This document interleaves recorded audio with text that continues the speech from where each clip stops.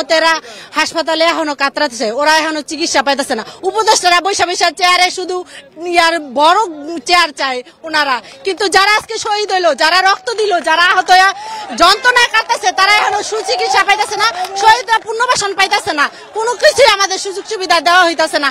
কেন? আজকে আমরা এটার জন্য আসছি, এটা যেন আমাদের এই দাবিগুলো যেন পূরণ হয়, তারপরে যেন জুলাই সনদ ঘোষণা দেওয়া হয়। এর আগে যে আমরা জুলাই সনদ ঘোষণা চাই না। আমরা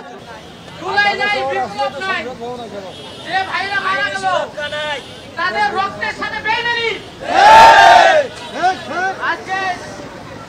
আজকে আমাদেরকে যেভাবে অমূল্যায়ন করা হয়েছে, বাংলাদেশের মানুষের সাথে বেইমানি আমি মনে করি। এই 18 কোটি মানুষের সাথে বেইমানি করতে পারে।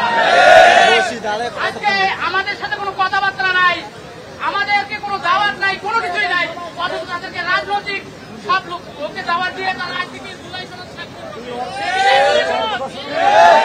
এই মূল্য সনদ আমরা মানি না। আমরা আজকে একজন দুইজন করে এক এক করে আমরা এরকম লক্ষ লক্ষ লোক দাঁড়াইছি কিসের কারণে? ভাই আমাদের একটাই দাবি, আমাদেরকে জাতীয় বীর হিসেবে, বাংলাদেশের বীর হিসেবে স্বীকৃতি দিতে হবে। RICL TMX, যুগের পর যুগ স্থাপনা থাকে মজবুত, এবং আমাদের এই অধিকারটা স্থায়ীভাবে সংশোধন করে সংবিধানে অন্তর্ভুক্ত করতে হবে, যাতে আমার মতো কোনো ভাই আর চাকরি ছেড়ে এসে রাস্তার মধ্যে দাঁড়িয়ে না পারে।